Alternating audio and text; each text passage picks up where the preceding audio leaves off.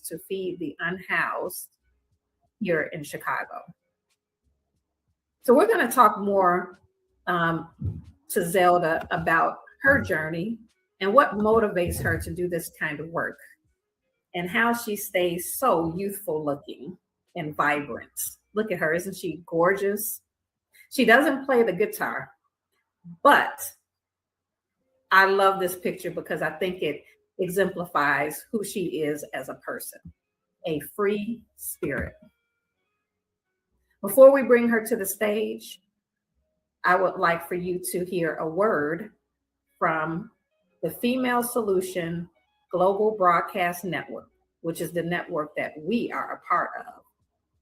I am your host, Bridget Scarborough. I am a nonprofit strategist and founder of 501c3 My.org.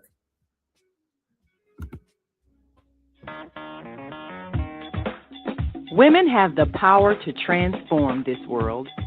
We can end crime and violence if we all agree to do one thing: share. Let's share our wisdom, share our time, share our talents, share our finances, but most of all, let's share our love. This is the Female Solution. Leaders of nonprofits empowering worlds. Let's go. But the vision that God gave me, I felt that it was time for me to step out and work on the vision that God gave me. We need look no further. We have a unique voice. We have a unique talent pool.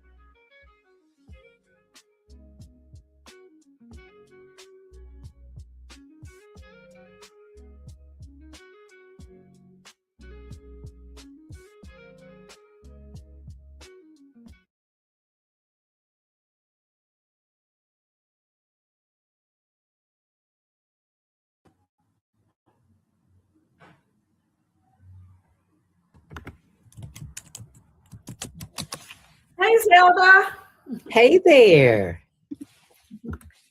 Let me move you over to your rightful spots. Okay. How are you doing, Zelda? Oh, it's a wonderful day to be alive, to be breathing. And by the way, Bridget, I don't remember telling you before, but I love your smile. I love your teeth. There's a story behind that. And I love your head wrap. Because you are quite welcome.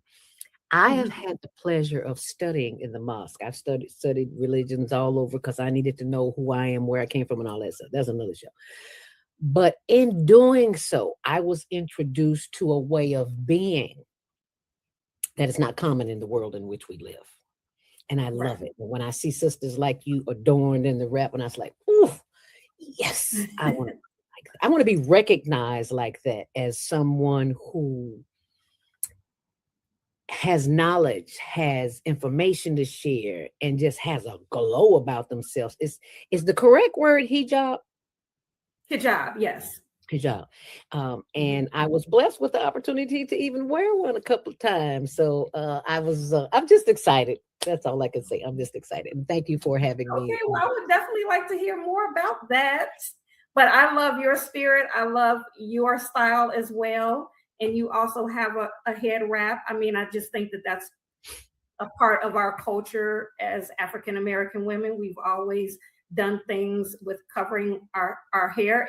Depending on what country you're from and what religious background you have, you may do it in a different way.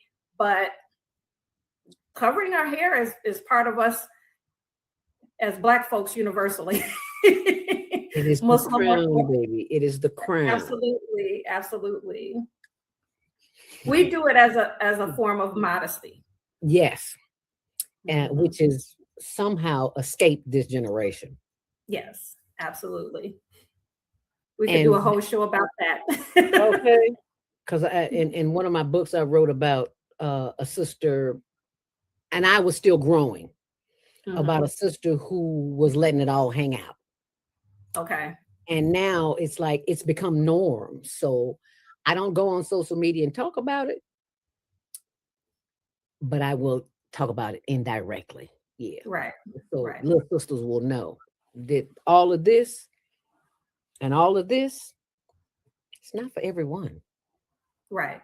Everyone doesn't need to see your assets. No, no, your assets are for you and who the one that you share it with. Yes. Absolutely. Absolutely. Well, now people, you know why I brought Zelda onto the show. Zelda also has her own show, but we're going to get that. We're going to get to that a little bit later. First, I want to delve in deep with your nonprofit. Let's just introduce your nonprofit. And if you can let us know, tell us a little bit about the Higher Learning Network. I've pulled up your mission. Okay. If you can just, you can read the mission, or you can just tell it to us in your own words, but we just want to know, what is the Higher Learning Network nonprofit? What is that? And I love your logo, by the way. Oh yeah, we went through some changes with that, but Spirit worked it out, always does. This organization came into being as a result of my, not necessarily mine, but a community effort to bring the children that would come to the radio station. I retired from WGCI radio, AM 1390, not the FM, not the heathen stuff. I'm sorry, I'm judging. But on the AM side, which was gospel music. And that's what I was raised in. So I felt right at home. But it appeared to me that children were always coming through the station. They're fascinated by the DJ and the music and everything, but they don't have a clue that radio is a business. So someone said to me, Zelda, maybe you should start while they having these tours. Maybe you should do something with the kids too. And I'm like, okay, so what am I going to do with them? They already here. They're getting the information. Spirit to go out into it. You need to listen to it. I'm like, okay, so I listen. So we developed a program to teach them not only how to be on the internet, but how to find their purpose in what they're doing, their speaking, their thinking abilities, their hearing, their listening abilities, because that's not something that is taught in public school or any institution. For that matter, you have to have some form of attentive listening. And this is where they came into the studio and we taught them a little bit more than what they were hearing. So the mission is community. It's all about community, just like Kwanzaa. It's all about community. Okay, so you did some work with Betty Shabazz School as well, right? Yes, ma'am. Was that your first? Yes, was that ma'am. the first program that you implemented? In the Betty Shabazz International Charter School, yes. Naima Latifi, which is in Chicago, by the way, for my non-Chicago listeners. On the south side of Chicago. What is it? Right off of 78th and Drexel, I think it is. Excuse me. Our executive producer of the Female Solution podcast, we're on 7 days a week. Dr. Naima Latif suggested that she's on a board of the Higher Learning Network. And she suggested, why don't we go to Betty Shabazz? Because I used to teach there. She used to teach there. And it's like, oh, okay, good. So she knew some people. We got in there and got the program up and running. We did a couple of semesters and we're working on more. But these children were so excited. And I was excited that they were excited. Who knew podcasting could be so exciting?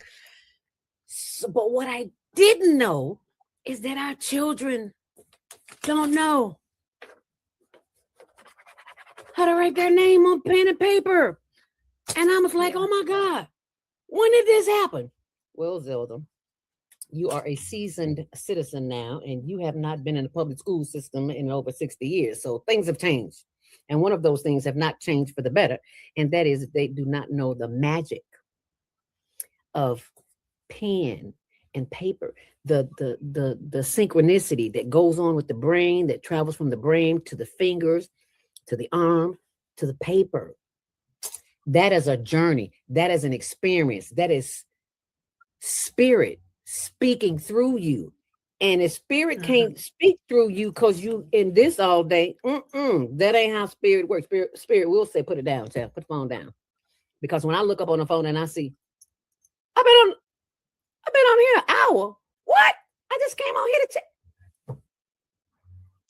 That is why we have to connect with our higher power first thing in the morning. Don't even turn the phone on the first hour you get up, because I caught myself getting up trying to look. Oh, no, no, no, no, no, no, no, no. That is not how you were raised, girl. Your mama will be looking at you. Girl, turn that phone off. So when you turn off the electronics, Absolutely. then you tune in. And that's where the answers come from. I say this every day on Monday Morning Mindfulness. When you tune the world out and you tune into what's in here, what the spirit has to say for you, child, you're gonna be up, you're gonna be just fine. But you gotta still. Well, I commend you, because I'm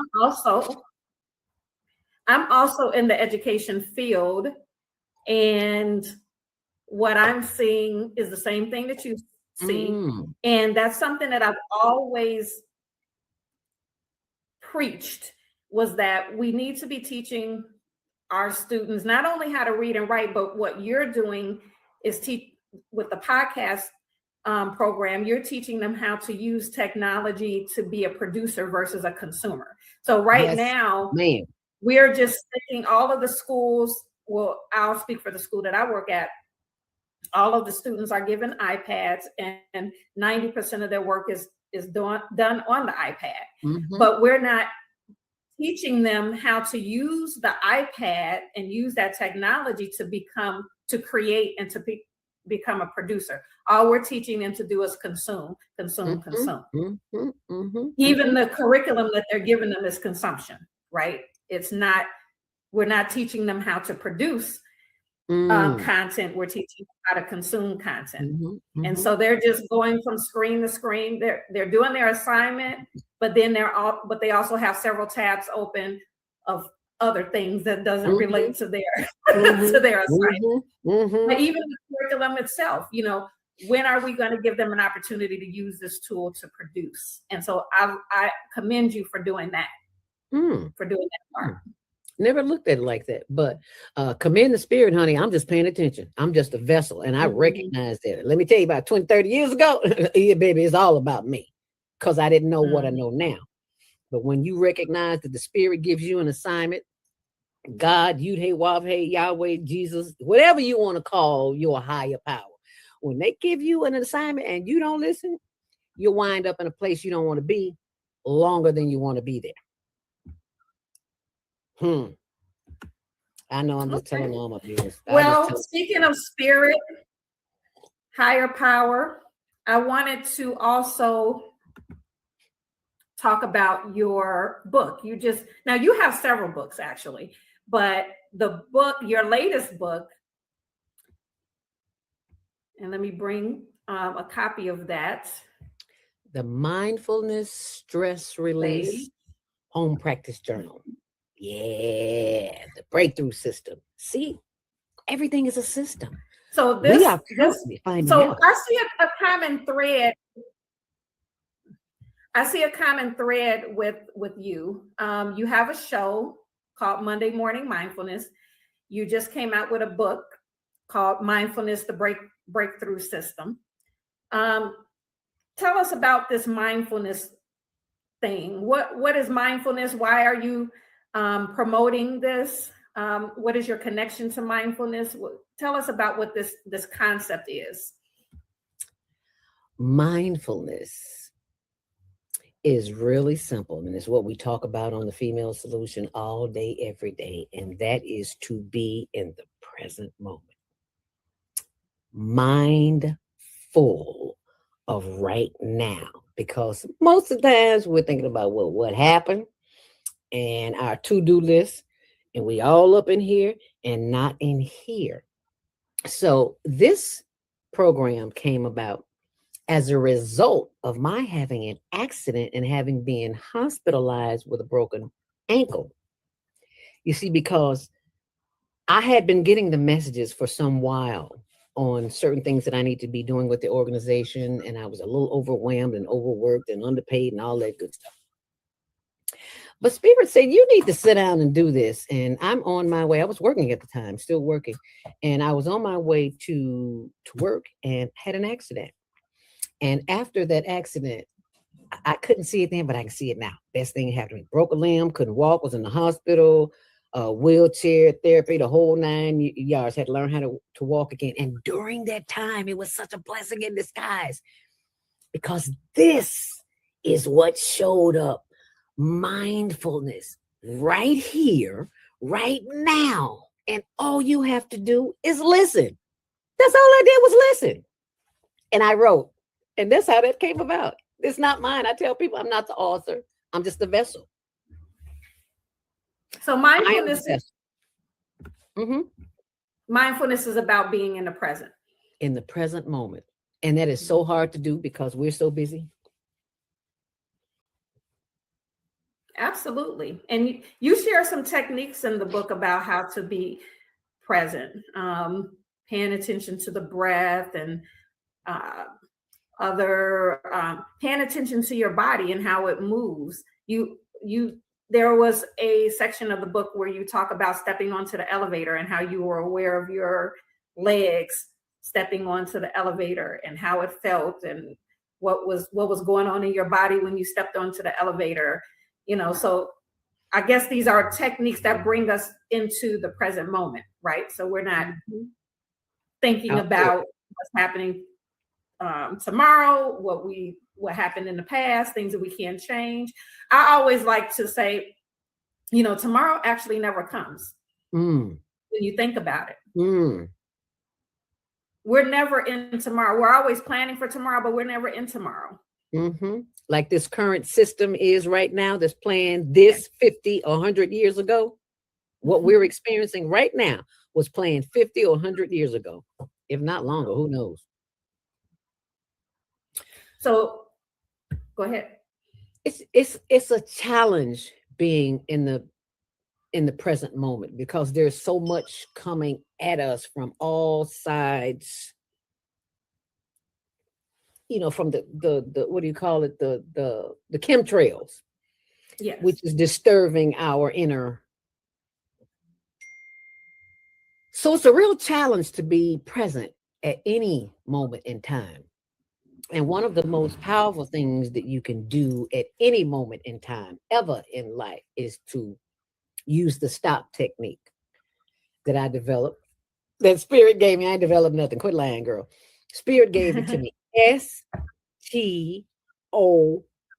Stop. Whenever you are out of sync, unbalanced, stop. STOP. And breathe. You simply go inhale and exhale.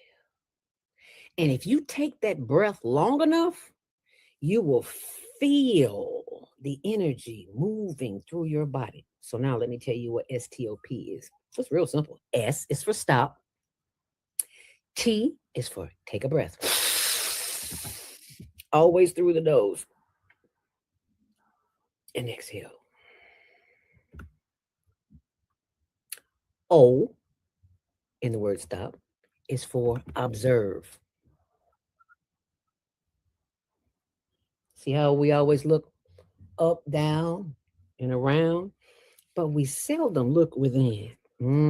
That's the observation that we want. And last but not least, it's the P in practice, STOP. You got to practice it. It's not going to happen on your own. You can't do it when you're not disturbed. You got to do it when you're disturbed. And the way to do it is go, and chances are people going to look at you like you crazy. But if you got a little funk on your breath, you forgot to brush your teeth, garlic, and all that stuff, and breath kind of foul, they'll be like, Zelda girl, okay, yeah, girl, all right, I'll see you later. The breathing works. Plain and simple. It works. And I did not go to school to get education for this. I have a degree in journalism, broadcast journalism. Has not served me a day in my breathing and in my stress relief. And as a matter of fact, it increased it, because in radio, you have to talk very, very fast. So I had to learn how to slow it down a little bit. And I still talk fast. I know I do, but I don't talk as fast as I used to talk, because you had to. Did you understand what I said? Of course not. And the brain doesn't understand it when you talk like that. So you got to have a conversation in the morning with your brain. What? Right. Are you serious? I got to talk to my brain. It's in your head. Why wouldn't you talk to it? It's yours. Makes sense to me. I'm just saying. So is this something that you shared with your students? With my listeners about the breathing? About the breathing every morning, every Monday With your morning. students when you were teaching? At the beta Shabbat, at the podcast train? Absolutely. These genius children, they are so far ahead of me. I was like, can we just go over here and sit down and have a conversation so you can teach me a few things? Well, Miss Zelda, I don't know nothing. Yes, you do. From the mouths of babes. I learned that as a little girl. Yeah. Don't tell children to shut up. Allow them to speak. They may speak at inappropriate times, but allow them to speak. Because this ear may not hear it, but this ear right here might hear it. And that's the ear we need to listen with. It's the heart ear. Is there such a thing? Well, it is now. The heart ear. That's what I'm calling it. And they really got a professional because you have a background in radio. You worked for WGCI. You were a host on WGCI, correct? Mm-hmm. V103. V103 and WGCI AM. I worked at every radio station in Chicago. JPC, John H. Johnson, the only black man that had a radio station in Chicago. WNUA, Smooth Jazz 95.5, WCRX. There's a lot of them. I don't know. I can't think of all of them, but it gave me a foundation, and I'm so glad I had that because it gave me exposure to other things, to other people. How many years did you do that? How many years were you on radio? Oh gosh, now you want to make me think. 25, somewhere around there, 25, 26, 27, 20, somewhere around there. I started in 1900 and something or another. I don't know. But I was the oldest student because I was a late bloomer. I went back to school at 36 to get my degree in broadcast journalism because I was working as I did a clerical work, just like all other women. I did clerical work and it just wasn't satisfying. And I'm like, I got to do something. I don't know what to do. And at the time I was Well, in the research that I did, I discovered that me and you have the same alma mater. I'm a graduate of Columbia College, and so are you. Really? I did not know that, Bridget. Yeah, wow. I actually started out as a journalism major, but I dropped that and went into education. Oh, wow. Good for you. You see what journalists are at right now, right? Yeah, exactly. I mean, well, right now you can be a journalist without having a degree because of the internet. Yeah. Independent journalist, yeah. Because gone are the days of AP and Newswire, and I was a member of the Chicago Association of Black Journalists for a while, and it just kind of died out when COVID hit. Everything died out, right? And being in that circle for our children really, really gives them a head up. And not only do our children, oh, my battery's about to go out. I got to plug my computer up. I thought I had it plugged up. Not only. I forgot what I was getting ready to say. I saw my. You said not only do our children. You're about to say something about the children. Oh, they spoke to children in China. They spoke to the children in China. Naima Latif, Dr. Naima Latif, executive producer of The Female Solution, has a niece who lives in China, and we were having a conversation, and she said, well, maybe we should connect American students with Chinese students. I'm like, yeah, that'd be a bomb. That would be awesome. And that's what happened. That's nice. They learned a little Chinese. We learned a little Chinese.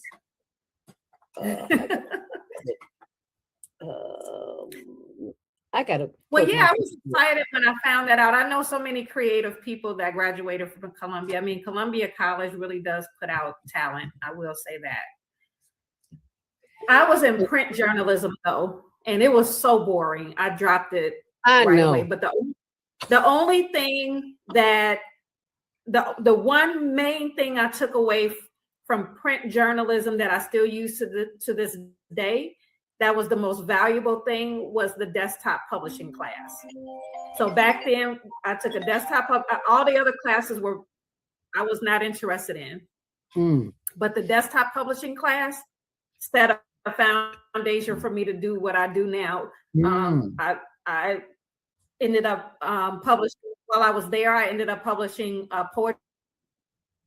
But once I learned desktop publishing, I was like, this is all I need to know. I could publish my own book. So I published a poetry book while I was still in college.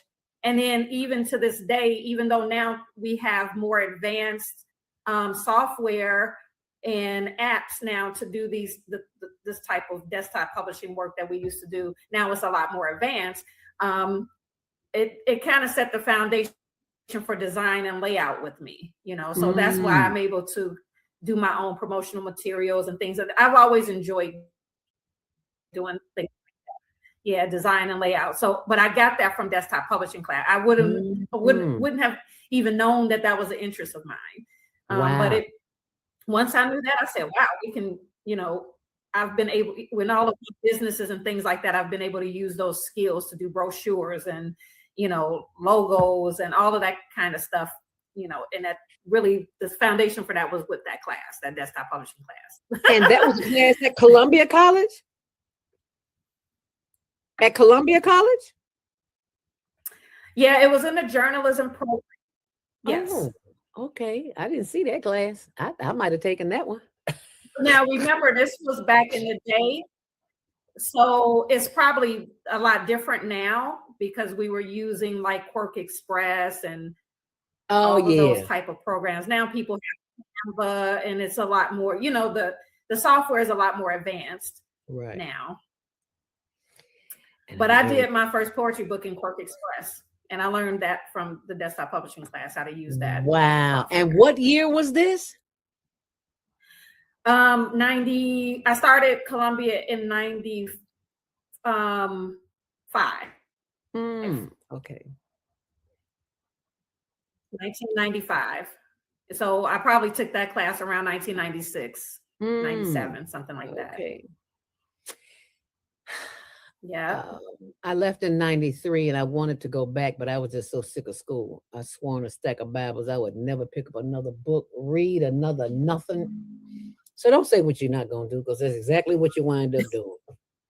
I learned the hard way. But yeah, Columbia is a place where you can learn so much because the students are from everywhere. And there's just and what I really loved about it was that the teachers actually work in the area, in the industry where you want to go. Yeah. That's how I got my internship at WGCI and wind up getting a job there. The people your teachers are working in that field. And that's the beautiful thing about it. Right. That was their claim to fame. That's what they always advertise, that you have, that the teachers there are actually in the field. Yep. Yeah. They never lied.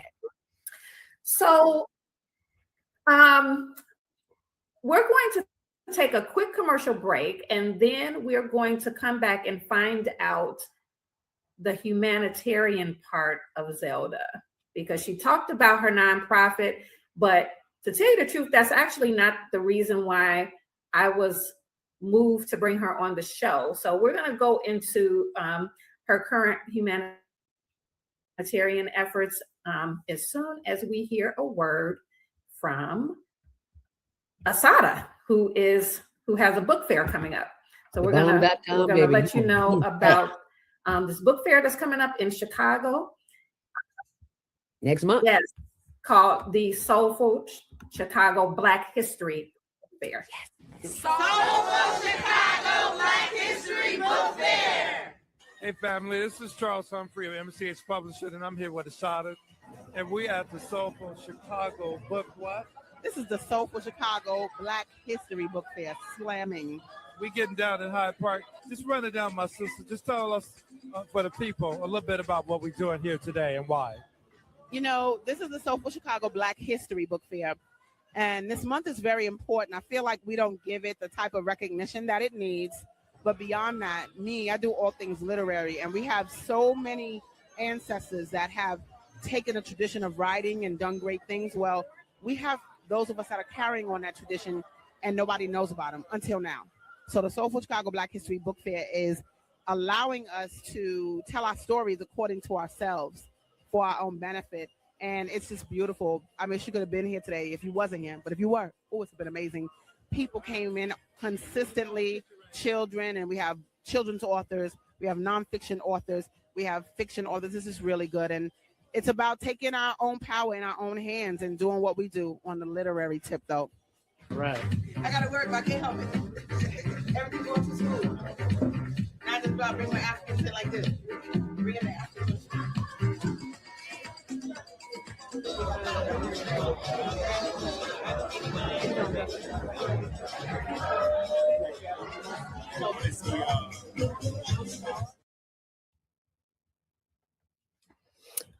Book fair. So if everybody mark your calendars, February 15th, the Soulful Chicago Black History Book Fair this year is going to be in Brownsville instead of Hyde Park.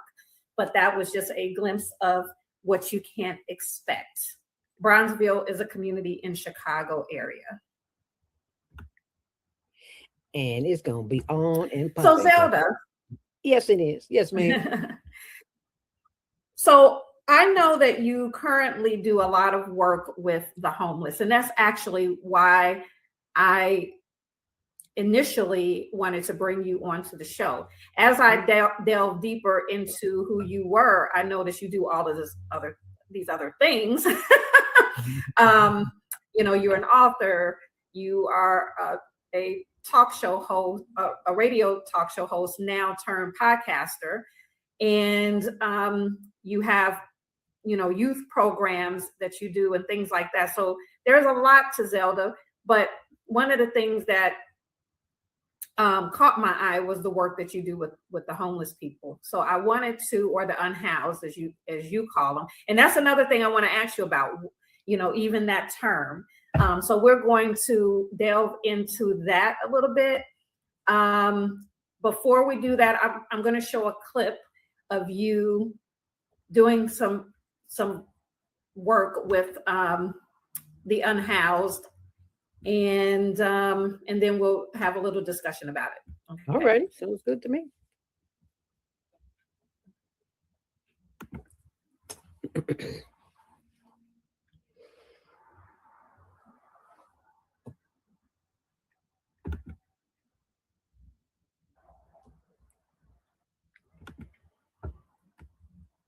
Okay, give me a second.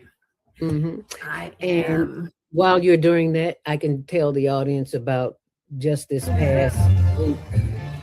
It don't get no better. Remembering National Homeless Persons Memorial Day this weekend was the celebration. Say, remembering the Homeless Persons Memorial Day. Yeah. Because you don't never know when you gonna be next. So as my granny used to say, child, you better help somebody, help somebody. And we talking about helping yourself, helping others. And you don't have to know them to help them. Absolutely. And I'm going to try one more time to bring this. Okay. Okay. Nothing Let's try beat a this one more failure but a time. try. Nothing beat a failure but a try. All you gotta do is keep trying. You don't get it the first time, try this time of year. We help people. That's what we do. Y'all don't do like that. Distribution starts in about 15 minutes. But as you can see, we have people everywhere. All down the line. And it's gonna be Christmas because we got people who love helping people. How cool is that? It don't get no better.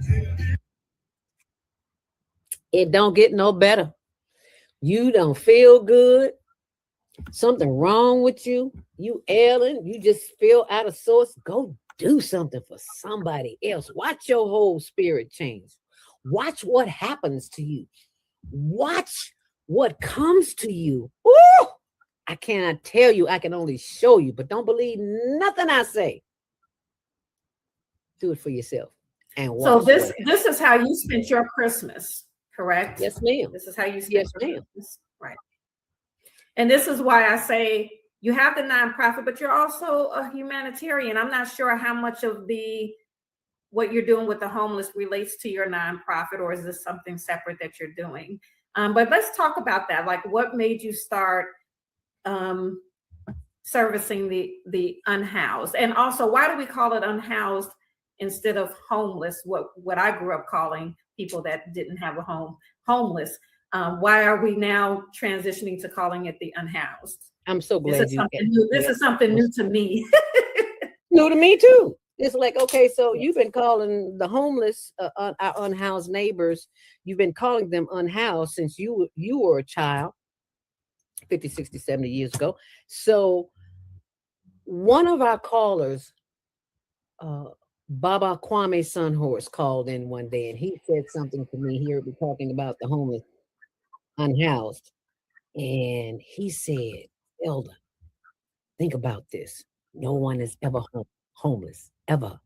And this is what he said. He said, the sky is your ceiling. The ground is your floor.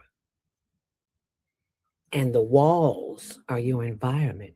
Okay. Your donation. And that is from Mrs. Deborah Smith, who is on every third Saturday on the Female Solution. She's our travel expert, and we've taken trips with her, so we know she know what she's doing. But let me back up, and thank you very, very, very much, Mrs. Deborah Smith, and for all the listeners and all the viewers who find grace in their heart to share what they have. But I want to go back to the beginning.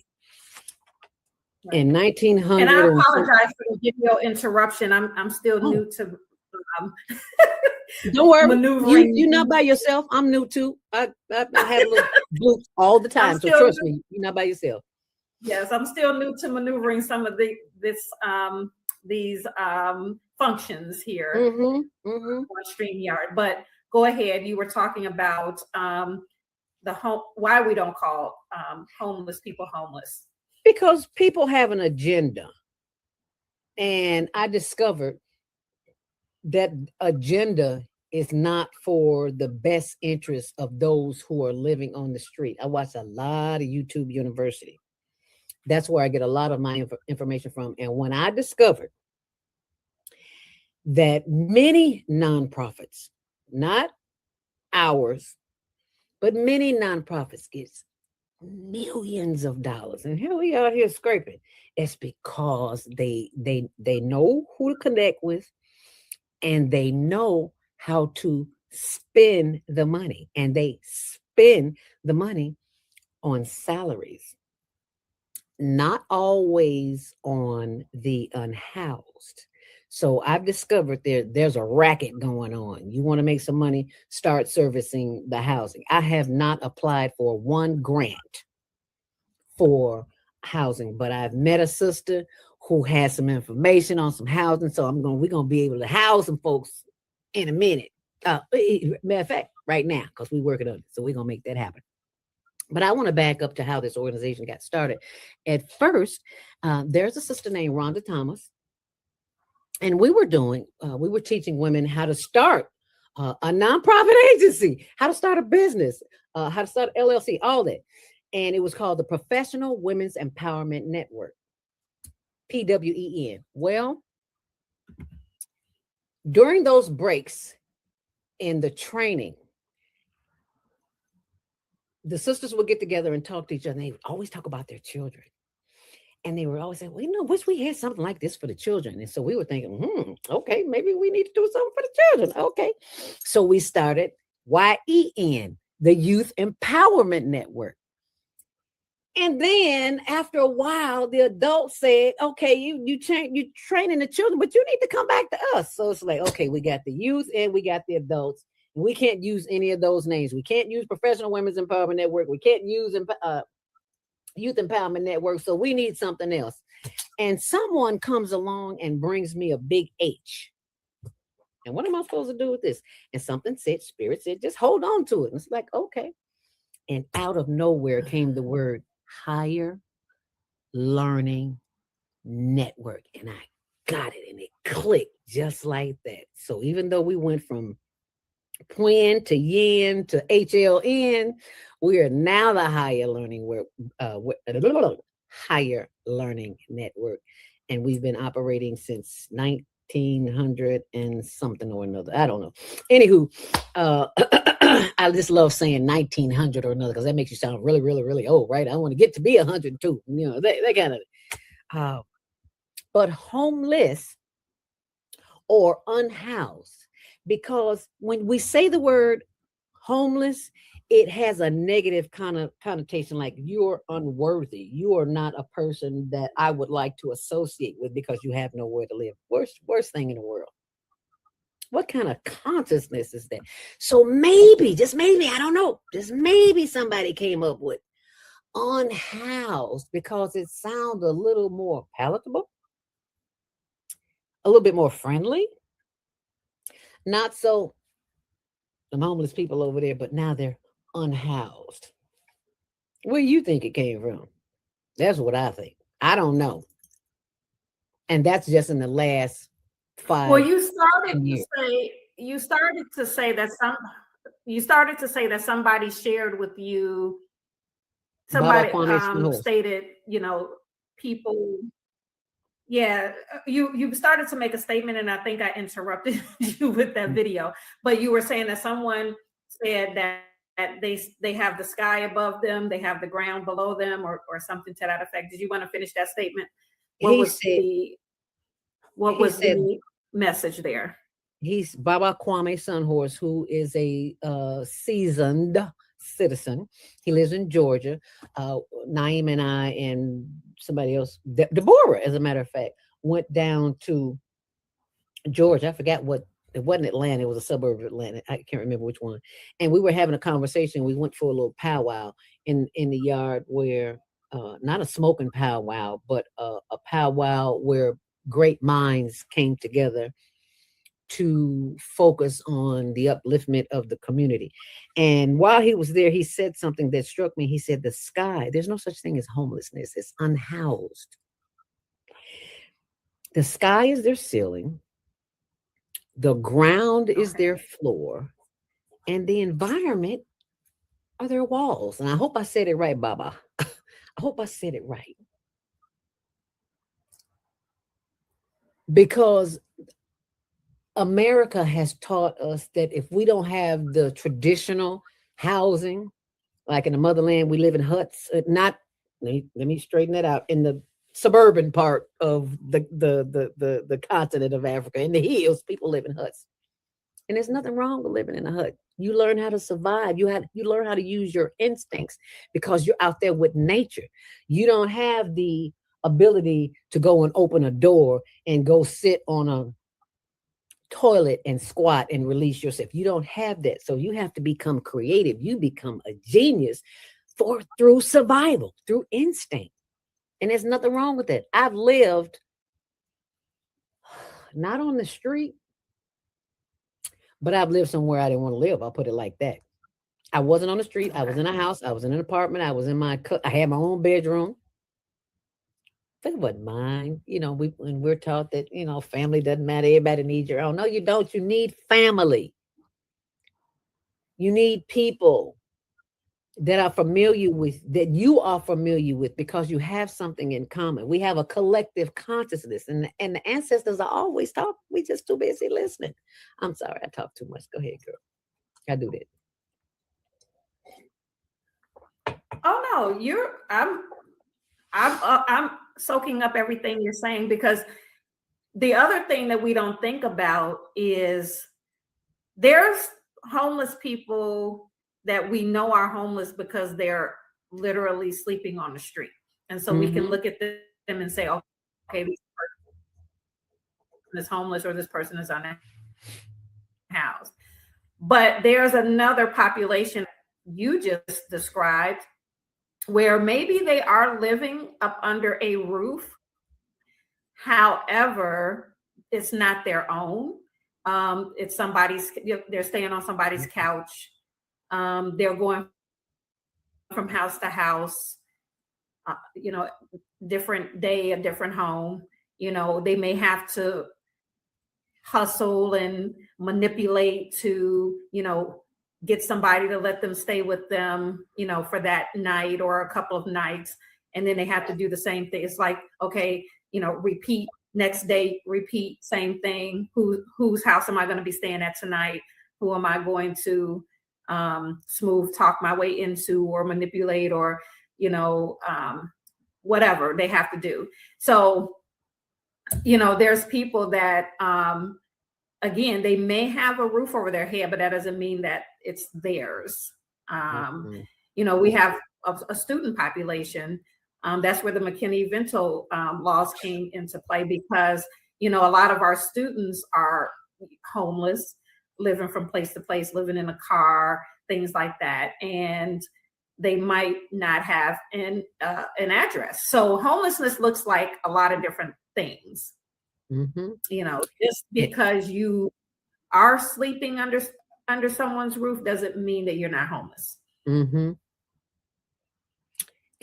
I had no idea that there were so many unhoused children.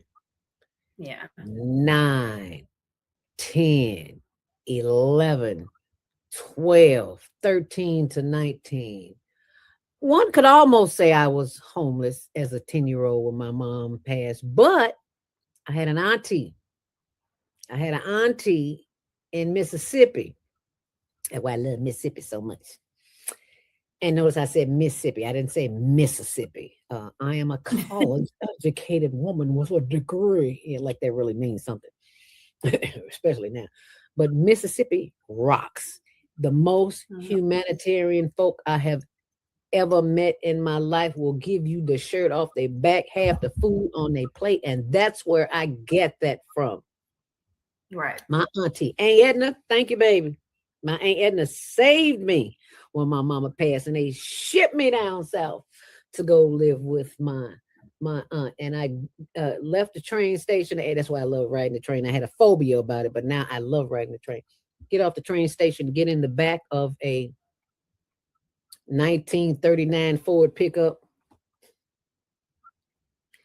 And I just felt so alone, so lost, like nobody wanted me. Nobody wanted to be bothered with me, a little girl.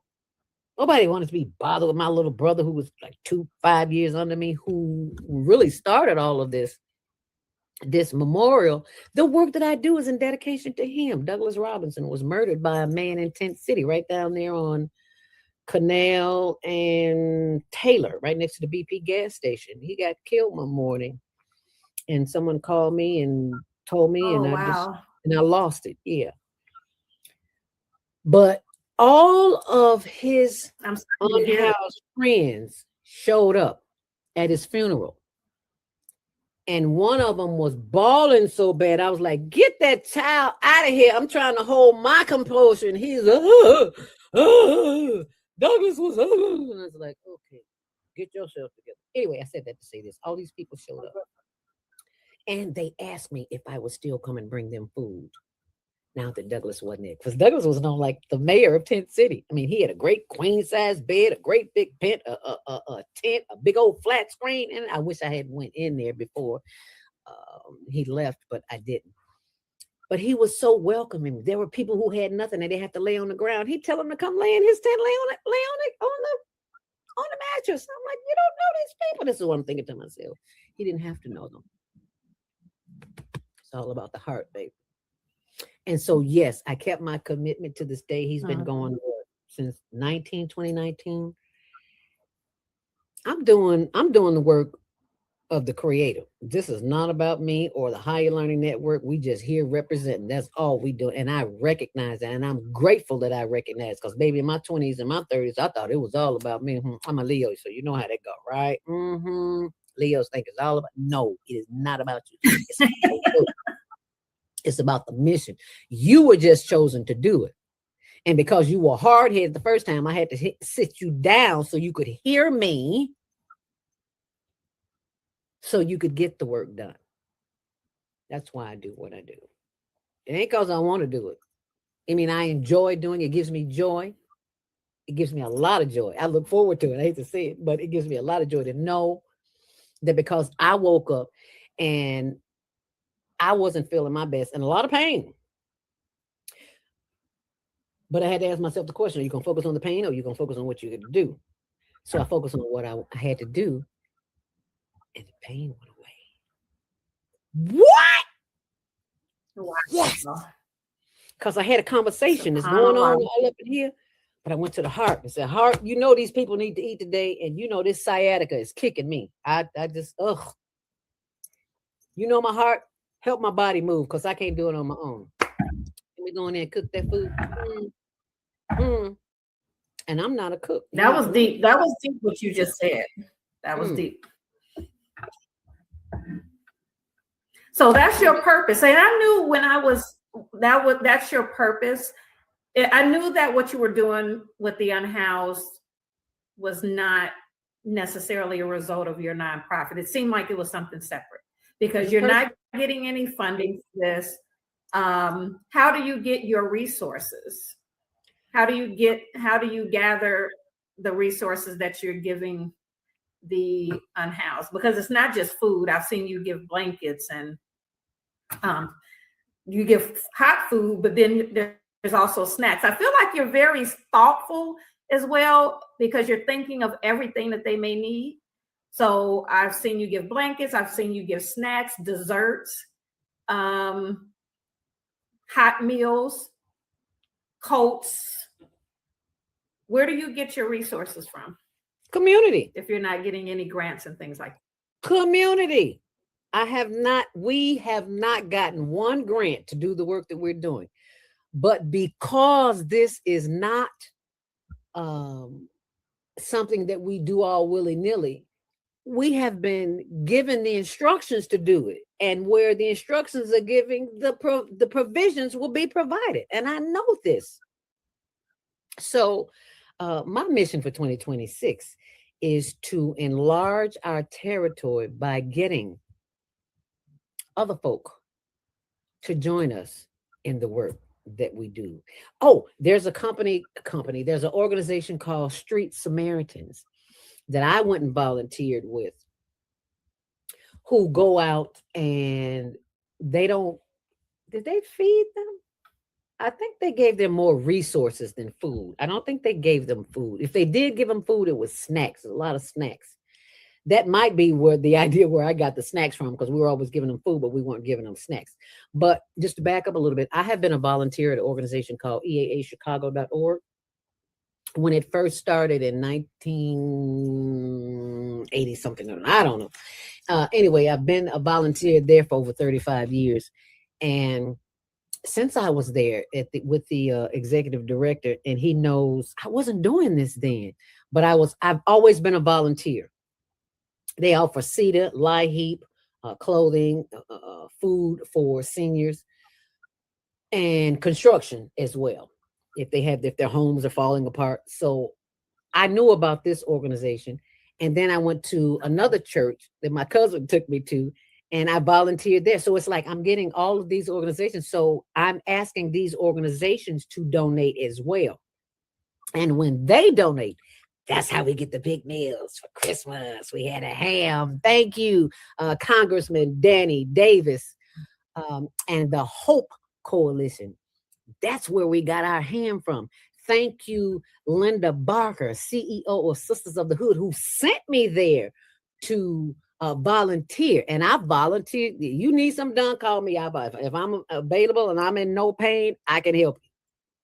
So I went there, and because of that, they also gave us some toys to give to the children, even though I don't believe in that children need to know that they're loved, and that's how you're going to show them that they're loved, give them toys, then give them toys. So I got some toys. I can. Yes, I can. Being a volunteer enriches your life, and you learn so much every single week. I go there every Thursday from 2 to 4. I get there at 12 and leave at 5. But those are the hours that we distribute food. And they always let me take something to the unhoused. And I am so very grateful.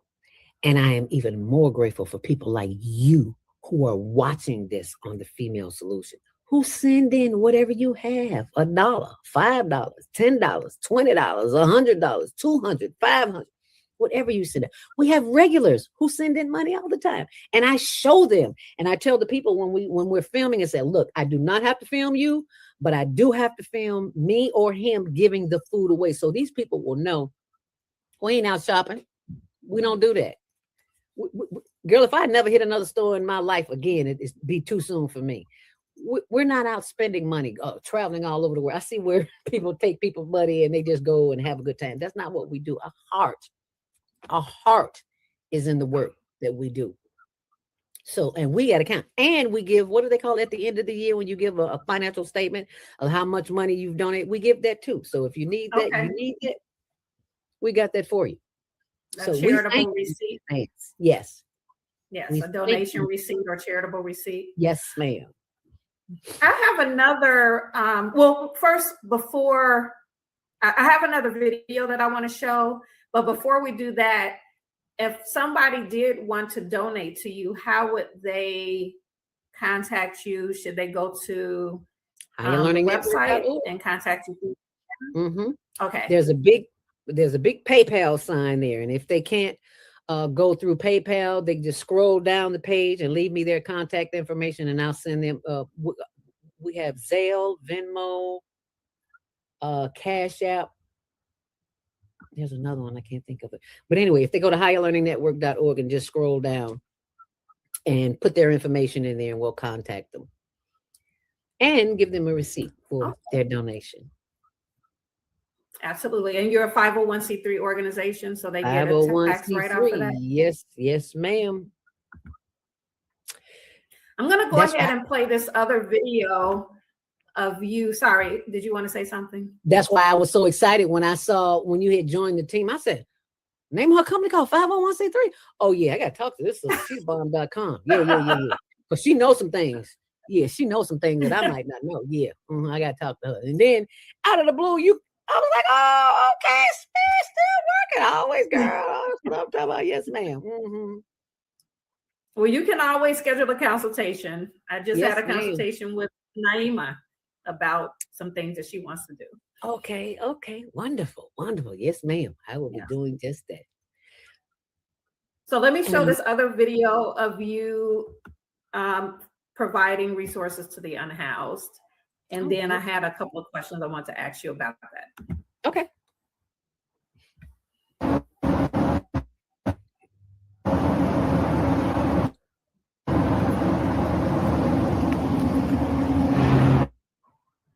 Now that's a young man. He is always our first stop. Thank you, Mrs. Deborah Smith, for your donation. As you can see, they're going to Thank you, man.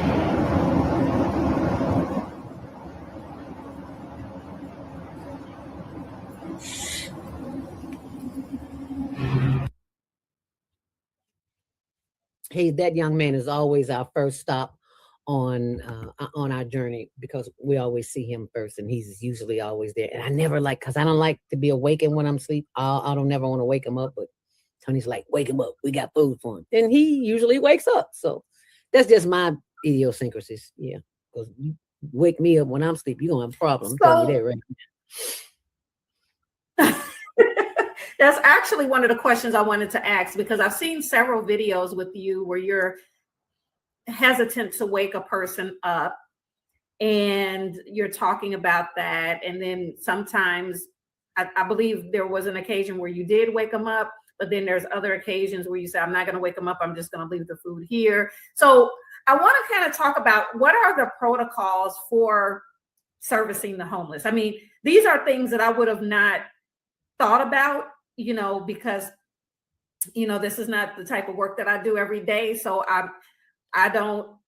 when I saw that, I was like, wow, that is something to think about. Do you wake the person? You have this agenda to feed the unhoused, but you get there and then they're asleep. So what do? Do you wake them up? Do you leave the food? These are decisions you have to make. So what are some of the protocols, I should say, around servicing the unhoused, safety concerns, regulatory concerns, just concerns about their mental health, their well-being, and just being respectful. How do you approach this in a respectful manner? Like, what are some of the things that you have to consider when doing this kind of work? First and foremost, I'm so glad you asked that question, because you have to be mindful of the state of being a person who is living on the street. They are number one suspect of you because they don't know you. They don't know if the food that you're going to give them is tainted. Because I saw a movie where they were feeding people who were unhoused and the food was tainted. Need I say more? So once you see, when you keep going back, once they see you on the regular and nobody died the day before, the week before you gave them some food, that's a good sign. So they'll be receptive to you when you come back. Because I've discovered in this work that there are a lot of people who don't mean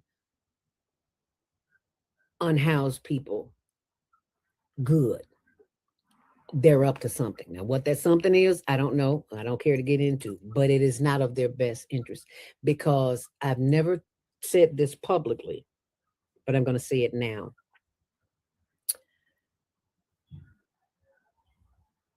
I was attacked mentally, not physically. I was attacked mentally by an unhoused person. And it wasn't in my duty of feeding. I was sitting at a park by myself, with myself, listening to some motivational speech or something. I don't remember what it was. And a guy walked up to me. He said, "Hey, Mom, can you give me some money?" I said, "Baby, I don't have any money, but I do have a gift card. We can walk around the corner to McDonald's and get you something to eat." He said, "I didn't ask you for no McDonald's. I asked you for some money." And I said, "Maybe you didn't hear me. I said we can walk around the corner and get you something to eat." Well, he got indignant, and I was like, "Oh, okay. Okay, so how are we going to handle this?" So I just let him vent. And then when he said it again, I said, "You know what? You need to go in the other direction, because I'm sitting here, a woman alone by myself. Don't let this cane fool you." And I picked up my cane and I stood up and put my hand in my pocket. And I said, "Now, if you want to come a little closer, you can. But if you want to go home tonight, if you want to sleep somewhere warm other than in jail, you need to back up off of me." And when I got up and put my cane down and put my hand in my pocket, he talked smack, but he walked away. And see, that wasn't number spirit, because I ain't had nothing in my pocket. He didn't know that, though. Mm-hmm. And my husband is always telling me, ex-police officer, he's always telling me, "You need to get a gun." And it's like, I don't want that energy around me, because I don't ever want to have to use it. Right. So he always tell me, "Don't go by myself." So I was by myself, with myself, minding my own business. I was not eating. So no one has ever attacked me. There's been a whole lot of craziness said, but it wasn't said to me. They just talk crazy among each other, because the last 2 weeks ago, we were in Underground Whacker, and a guy pulled up on a bike. And then there was another girl, a white girl, coming down the street, and she was just looking kind of crazy. And he was like, "Don't get that heifer no. Don't give her no food." And I'm like, "You don't tell me, first of all, who to feed. I fed you, I can feed her. If she on drugs, that's her business. My mission is to feed. And that's what I'm doing." He started cussing. I was like, "You know what? That ain't what we do here. So I'm going to let you go that way, and I'm going to go this way, and you have a good day." That's how we going to do that. You're not going to talk. You're not going to call a sister. I don't care if she's white. I don't care if she's high. I don't care if she's a drug addict. You're not going to call another woman a bitch in my presence and expect me to be okay with it. That ain't how I roll. So we let her go, you go, and I'm gone. And I'll see you next week, and hopefully you'll have a better attitude when I give you some more good food. "Oh, okay, ma'am. Okay, I'll do just that. We're going to be just fine." Okay. If I hadn't stepped to him like a sister, ain't no telling what he would have did. So I had to do what I had to do to protect my sanity and my privacy, so that I could continue serving others. That's just the Leo in me. That's all. Yes. Rawr. And I'm glad we're talking about this because, yeah, there's always safety concerns in anything that we do. Always. You know, we have a good heart. We want to help, but you do have to be conscious of what the risks are and have some protocols in place. One of those protocols is that we pray. May the spirit of safety be around us as we are guided to go out into these streets. Because we never know who we're going to feed. Sometimes we think we're going to feed people over here and ain't nobody there. And we go over there on Lake Street, there's a bunch of people over there. And we go up north, there's a bunch of people up there. So we always do the prayer of protection. And nothing, ever since we've been doing nothing, and I haven't been shot, stabbed, wound, might have been cussed out, but I'm used to that because, you know, that's what some folk do. So the only protocol for our safety is just to be aware, because we've rode up on situations where people were getting a little violent. It's like, no, we're going to pass them up today. We are not getting in that mess. You will not see the Higher Learning Network on the news because somebody got hurt here. No, there's plenty of people in Chicago that need feeding. So we don't have one spot. Lower Wacker Drive, Upper Wacker Drive, Marine Drive, Lake Street, Hudson, Garvey. Oh, we got plenty of place. We serve until the food runs out. When the food runs out, we're gone.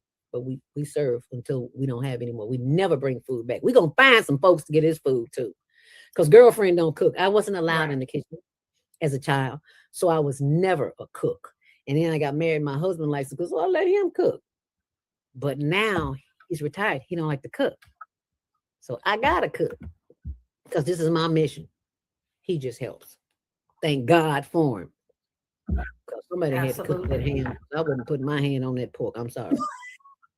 I'm sorry. I should have said that. Bacon is not my friend as much as I love it. Bacon is not my friend. Especially when I heard a comedian say you eating the booty hole of a pig. I was like, what? Oh no! Well, when I saw you making some seafood gumbo, it had like all chicken product in it, if I'm not mistaken. I was like, "Ooh, we had two different gumbos. Yeah, one gumbo with just chicken and sausage in it. Girl, yeah, we feed them good. People feed us, we feed them. I want to taste some of that gumbo. I want to taste some of that chicken gumbo. But they loved it. They said, "Oh, when you gonna make some more of that?" It looked good. It looked good. And it didn't have any pork in it, so that's right up my alley. That's right up my alley. So next time I make something, I say, okay. On the freezer. I most certainly will. Definitely. So Zelda, it looks like we are coming to the end of our show. And I absolutely have you back because, I mean, there's so much more that we could talk about. There's so many of the topics that we did touch upon, we can expound upon. So it was a pleasure. I love your energy. And I'm just so grateful that you were able to come here today. And I hope that people have picked up on the gems that you dropped, because she dropped some gems definitely in the show. So it was a pleasure. And are there any final thoughts that you would like to leave for our audience before I play our closing? Simply breathe when you are stressed and listen for the answers. And last but not least, baby, find yourself a tree and sit down next to it and have a conversation and see what happens. You thank me later. Okay. All right. Thank you, Zelda. It's been a pleasure. See you on Monday Morning Mindfulness. Ooh. Thanks for sharing. Go ahead and say it. See you on Monday Morning Mindfulness, 7 until 8 a.m. Central Standard Time on our YouTube channel, Higher Learning TV Show. Smooches. Thank you, Zelda. Thank you.